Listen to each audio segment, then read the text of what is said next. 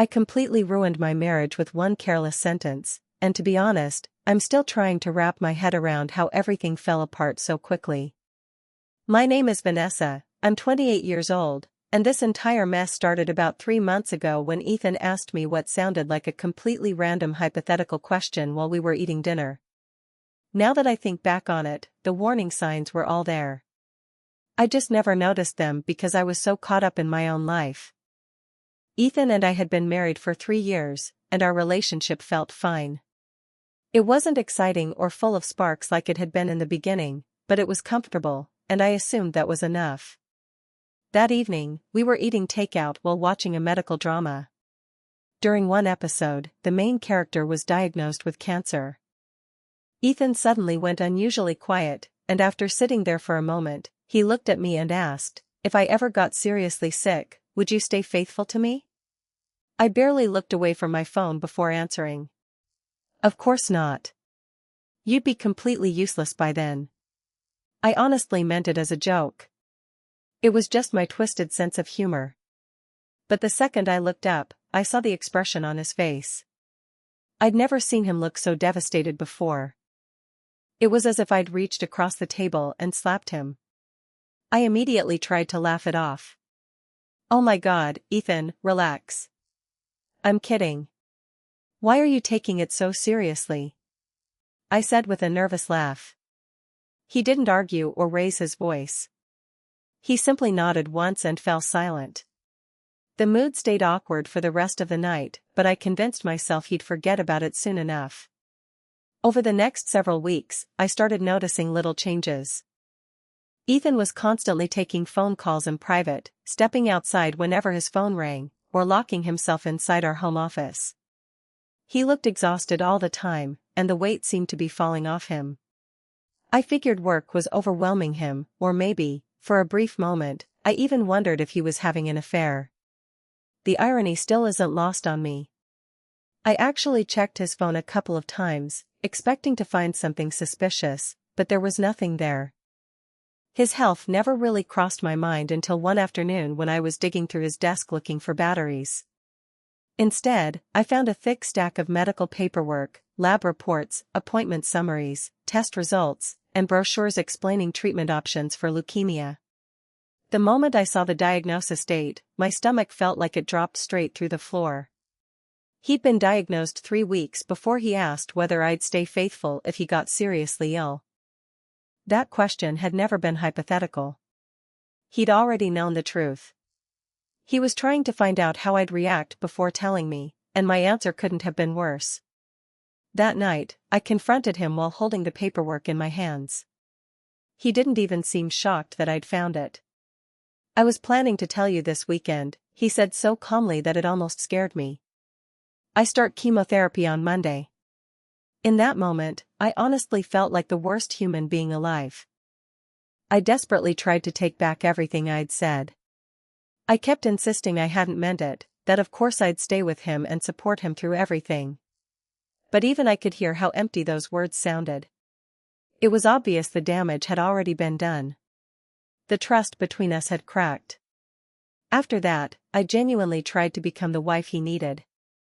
I spent hours researching leukemia online, went with him to his first chemotherapy appointment, and made every effort to look supportive. I even created a GoFundMe campaign to help cover the medical costs that insurance wouldn't pay. But if I'm being truthful, inside I was terrified. This wasn't the future I'd imagined for myself. I couldn't stop thinking about how young I still was and how completely my life was about to change. While Ethan rested in the chemotherapy chair, I'd sit beside him scrolling through my phone, already feeling trapped by everything that was happening. Whenever I vented to my friend Natalie, she tried to sympathize, but I could still see the disappointment on her face whenever I complained about having to rearrange my schedule around Ethan's treatments. "He has cancer, Vanessa," she reminded me, as though I didn't understand how serious it was. But nobody seemed to understand my side. I was the one carrying the extra responsibilities, dealing with his emotional ups and downs, and watching him slowly become someone I barely recognized anymore. Eventually, I even started using Ethan's illness to my advantage at work. Whenever I needed extra time on a project, I'd mention everything happening at home. My supervisor would immediately become sympathetic and extend my deadlines. Those extensions gave me the perfect excuse to stay late at the office, where I'd started spending more and more time with Lucas from the client relations department. Lucas paid attention to me in ways Ethan simply couldn't anymore. He was energetic, funny, and whenever we were together, I felt like I had his complete attention. What started as innocent drinks after work didn't stay innocent for very long. The first time Lucas kissed me, I convinced myself it was nothing more than a way to relieve stress. I kept telling myself I deserved at least one good thing while everything at home was falling apart. A week later, when our relationship became physical, I found another excuse. I told myself that after everything I was doing for Ethan, I deserved this. I even convinced myself it counted as self-care. I needed an escape if I was going to keep taking care of him. The guilt was definitely there, but every time it surfaced, I buried it as deeply as I could. Eventually, I stopped being careful. If Lucas happened to be free one afternoon, I'd sometimes forget Ethan's appointments altogether. At the same time, I obsessively kept track of every tiny favor I did for Ethan, almost like I was building a spreadsheet to prove to everyone what a devoted wife I was. Meanwhile, the GoFundMe campaign was doing surprisingly well. Friends and family donated more than $5,000 because they genuinely wanted to help. Ethan believed every dollar was being spent on hospital bills and treatment-related expenses, but he was too sick to check the account himself. He'd asked me to manage all of our finances because the treatments left him exhausted and he trusted me completely. He never realized I'd quietly taken some of that money to pay for a romantic weekend with Lucas at a lakeside cabin. I kept telling myself I'd earned a break after everything I'd been doing. As Ethan continued through his first round of chemotherapy, I became frighteningly good at living two completely different lives. To everyone around us, I looked like the exhausted but devoted wife standing faithfully beside her husband through cancer. The reality couldn't have been more different. I spent most days counting the hours until I could get away and be with Lucas instead. At the time, I had no idea Lucas was hiding plenty of secrets of his own. He had a wife living in another city who had absolutely no clue he was sleeping with me. Looking back now, I guess we were exactly the kind of people who deserved each other. After Ethan's diagnosis, his brother Owen started showing up almost constantly. He'd always been protective of Ethan, but now it felt like he was practically moving into our house. Every offer to help felt less like kindness and more like he was keeping an eye on me. I hated having him around all the time, especially whenever he'd casually ask where I'd been after I came home late. The way he looked at me made it obvious he suspected something. I even complained to Ethan that Owen hovering around the house was making me anxious, hoping he'd ask his brother to back off. Instead, Ethan seemed thankful for all the extra support, which only made me resent the situation even more. I couldn't wait for my weekend away with Lucas. I told Ethan I had to attend a work conference and even showed him a fake email I'd created to make the story believable. I packed business casual clothes so everything looked legitimate, planning to change into something much more revealing once I met up with Lucas.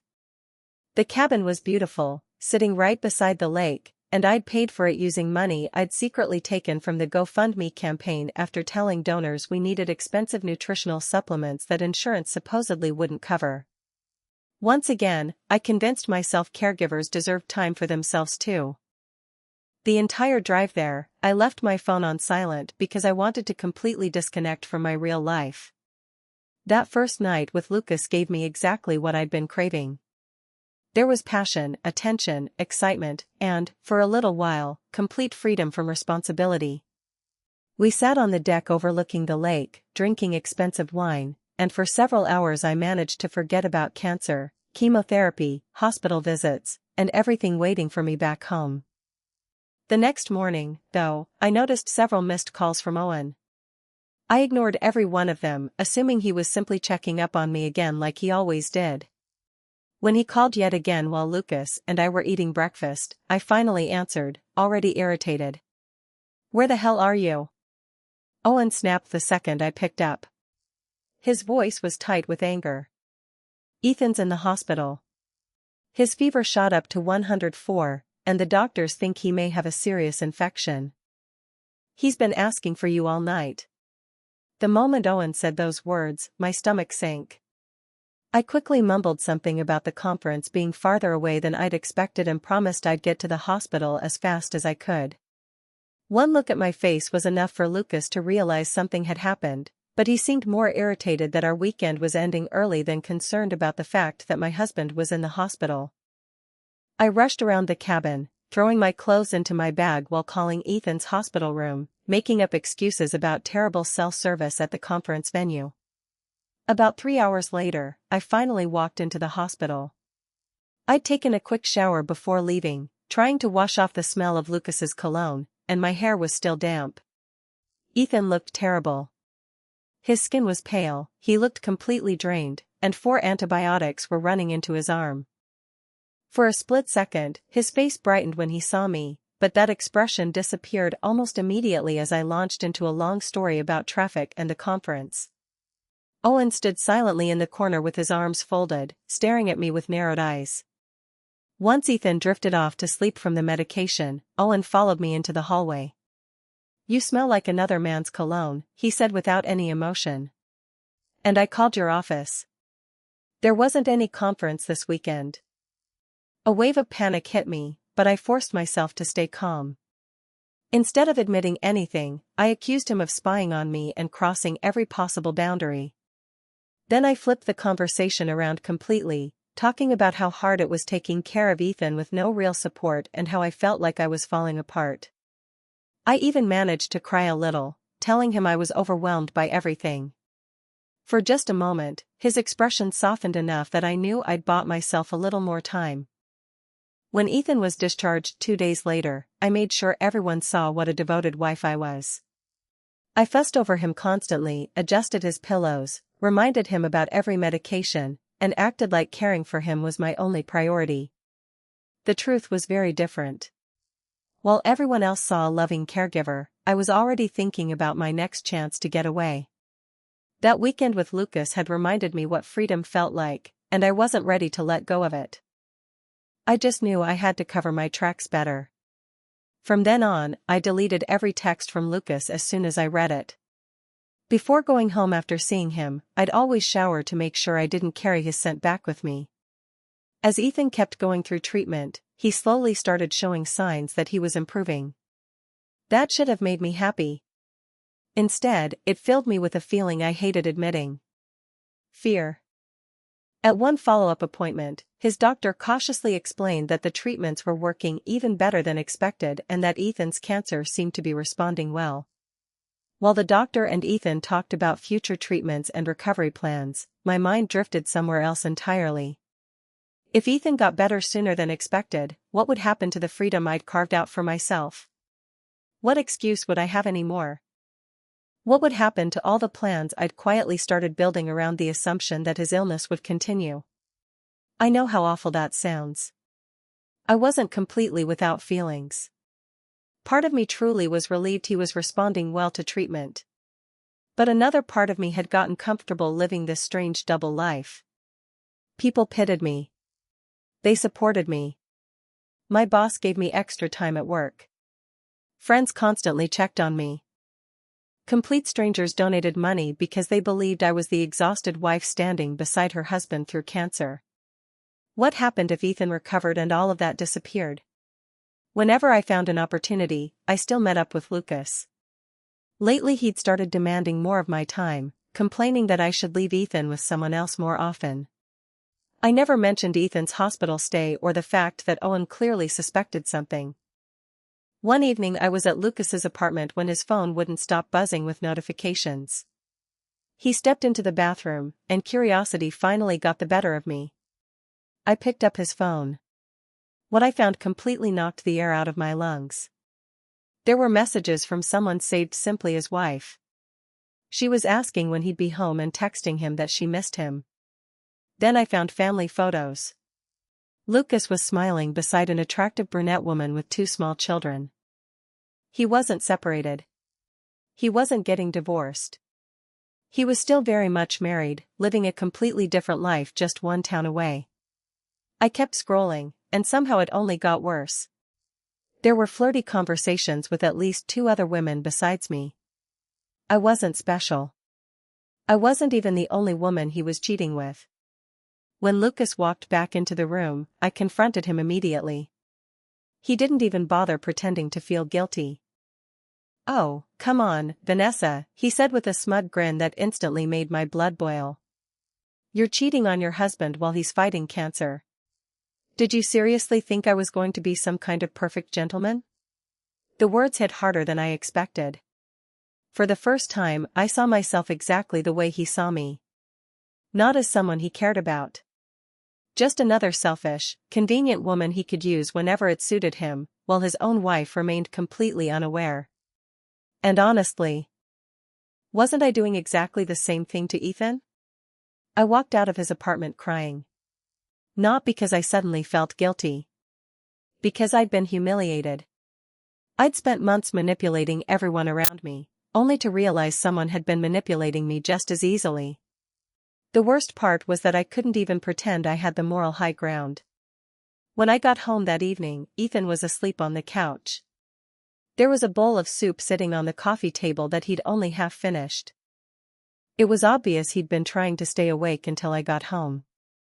I sat there in the dark for what felt like forever, staring at his thinning hair and the deep hollows in his face, wondering when I'd turned into someone I barely recognized. The next morning, Ethan became violently sick in the bathroom after another round of chemotherapy. While I held a cool washcloth against his forehead, he looked at me with genuine gratitude. "I don't know what I'd do without you," he whispered. I smiled. I said every comforting thing he needed to hear. But even as I sat there beside him, I was already drafting another message to Lucas. Despite everything that had happened, I still wasn't ready to walk away from my escape. Instead, I convinced myself that I deserved better than being lied to. If Lucas wanted to keep seeing me, then he needed to stop hiding the truth about his marriage. His reply came almost instantly. He apologized. He asked if we could meet again. Maybe we really were 2 selfish people who belonged together, because somehow that made continuing the affair feel easier to justify. While Ethan sat through another chemotherapy session, I held one of his hands with mine. With my other hand, hidden beside me, I texted Lucas and arranged our next meeting. Eventually, everything started falling apart. One afternoon, while Ethan was taking a nap, his phone chimed with a notification. Thinking it was probably another reminder about medication, I picked it up. Instead, I saw a message from a number neither of us recognized. "Hey, man. I think you should know your wife is sleeping with Lucas from Client Relations. I've seen them together several times. Sorry you're finding out this way." My entire body went cold. Without thinking, I deleted the message immediately. Then I blocked the number. My hands were shaking so badly I almost dropped Ethan's phone.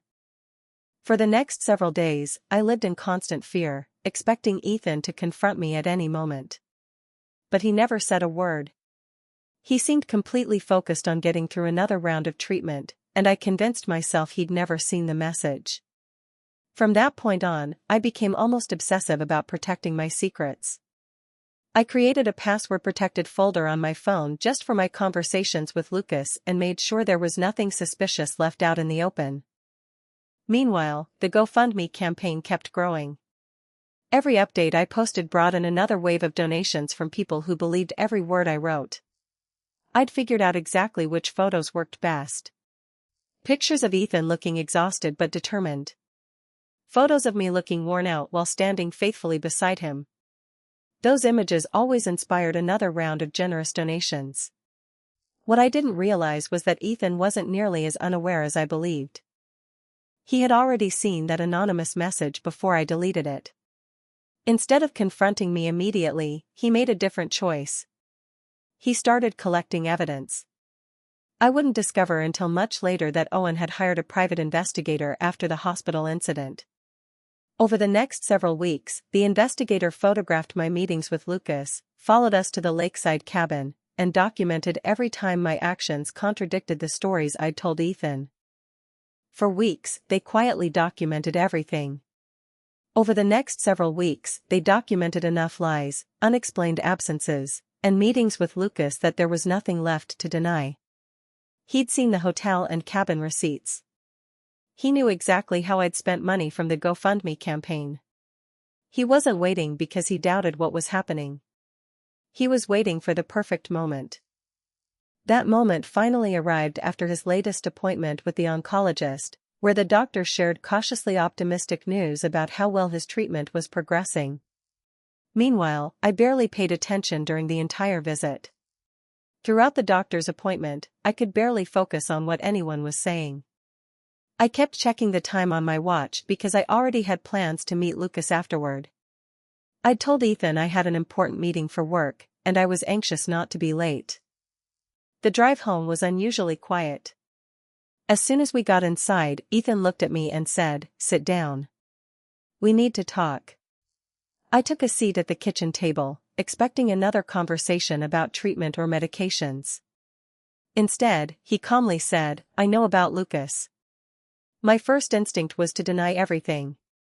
The excuses were already coming out of my mouth when Ethan quietly raised his hand.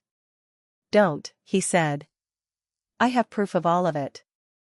Then he opened a thick folder. Every page exposed another lie I'd told. There were photographs of Lucas and me outside restaurants, hotel receipts with my name, copies of the GoFundMe withdrawals, financial records showing exactly where the money had gone, and phone logs proving how often I'd been in contact with him. Seeing months of deception laid out in front of me all at once, I realized there was nowhere left to hide. Shame washed over me. I started stumbling through excuse after excuse. I told him I was overwhelmed. I said the pressure of being his caregiver had broken me. I insisted I hadn't been thinking clearly and just needed an escape. Ethan never interrupted. He simply looked at me. There wasn't any rage in his eyes. Somehow, that made it worse. The disappointment on his face cut deeper than anger ever could have. After a long silence, he spoke quietly. "Months ago, I asked you a hypothetical question. You answered honestly." He paused before adding, "I should have believed you." I desperately tried to explain that I'd only been joking that night, that I never truly meant those words. But after everything I'd done, my explanation sounded empty even to me. Then Ethan showed me something else. He opened screenshots from the GoFundMe account and pointed to every withdrawal I'd made that had never gone toward his treatment or medical expenses. He had done the math. More than $3,000. Money people had donated to help him fight cancer had instead paid for my affair. Finally, he looked me in the eyes. "I want you out of this house by tomorrow," he said, his voice calm and steady. "My attorney will contact you about the divorce." Then he added one last sentence. "And Vanessa. I've documented every bit of the fundraiser fraud. If you fight me over the divorce, those records go straight to the police." I couldn't say a word. I just sat there frozen as he quietly stood up, walked to our bedroom, and gently closed the door behind him. That was the moment everything truly sank in. I hadn't just destroyed my marriage. I'd ruined my reputation. I'd lost my closest friendships. And if the fundraiser fraud became a criminal case, I could even lose my freedom. All of it. For Lucas. A man who had manipulated me just as selfishly as I'd manipulated Ethan.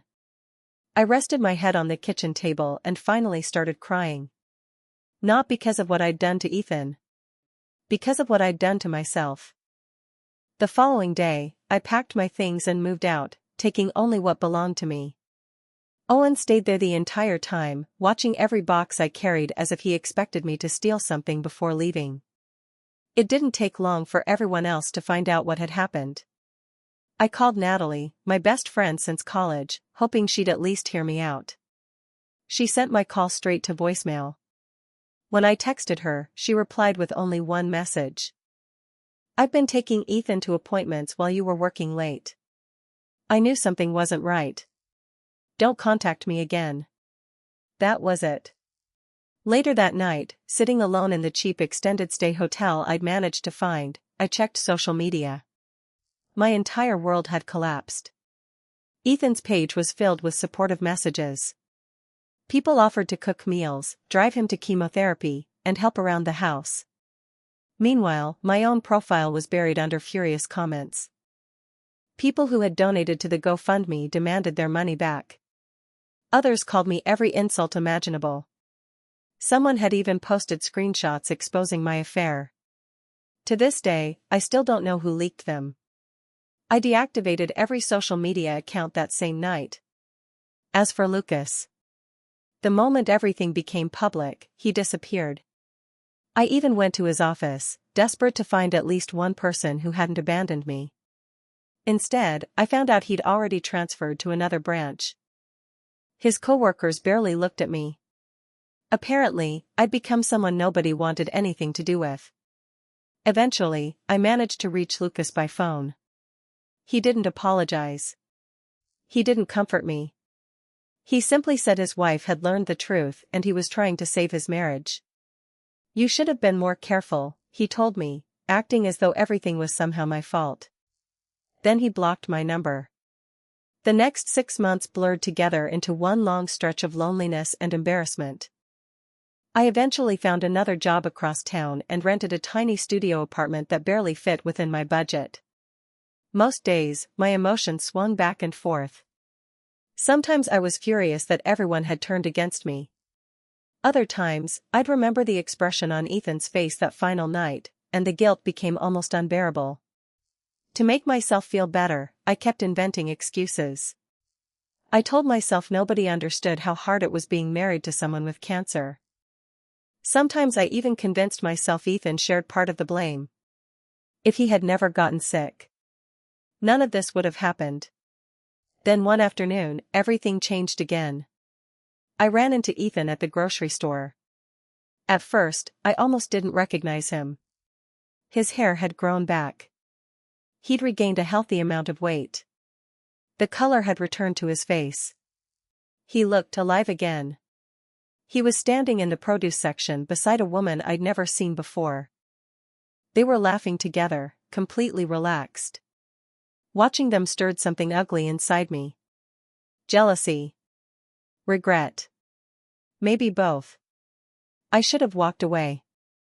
Instead, something inside me pushed me toward them. "Ethan," I said, trying to sound as casual as possible. "You look great." He turned toward me. The second he recognized me, his smile disappeared. His entire posture stiffened. The woman beside him looked back and forth between us, clearly realizing exactly who I was. "Vanessa," Ethan said with a small nod.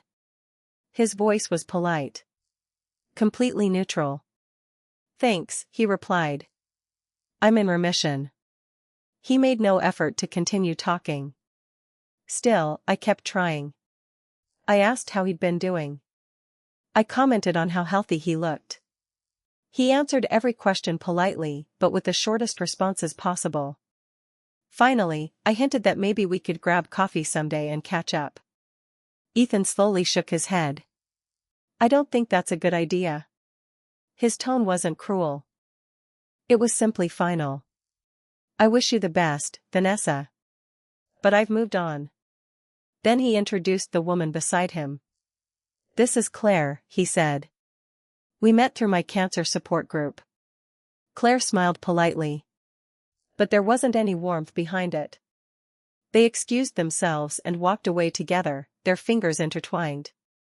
I stayed exactly where I was, standing alone in the produce aisle, watching them disappear. That night, back in my apartment, I finally allowed myself to face everything I'd done. I'd had a husband who genuinely loved me. When he was at his weakest and most frightened, he'd reached out to me for comfort. Instead of standing beside him, I'd betrayed him in every way I possibly could. I'd stolen money that people donated to help pay for his treatment. I'd abandoned him when he needed me most. I'd lied. I'd cheated. I'd manipulated everyone around me. And what had I gained? A relationship with a man who'd treated me as carelessly as I'd treated Ethan. I'd love to tell you that realizing all of that instantly transformed me into a better person. The truth isn't that simple. For the first time in my life, I genuinely felt remorse. I finally understood just how deep my betrayal had been. But even now, there's still a part of me that resents how everyone immediately took Ethan's side. A part of me still believes nobody truly understood how difficult my own situation had been. Sometimes I even catch myself wondering whether everything would have turned out differently if Ethan had waited a little longer before telling me about his diagnosis. Or if he'd never asked me that question in the first place. Deep down, I know those thoughts aren't real accountability. I know a better person would accept complete responsibility without looking for excuses. Maybe one day I'll become that person. Right now, though, all I can honestly say is this. I understand why everyone sees me as the villain in this story. Even if I'm still not completely ready to see myself that way.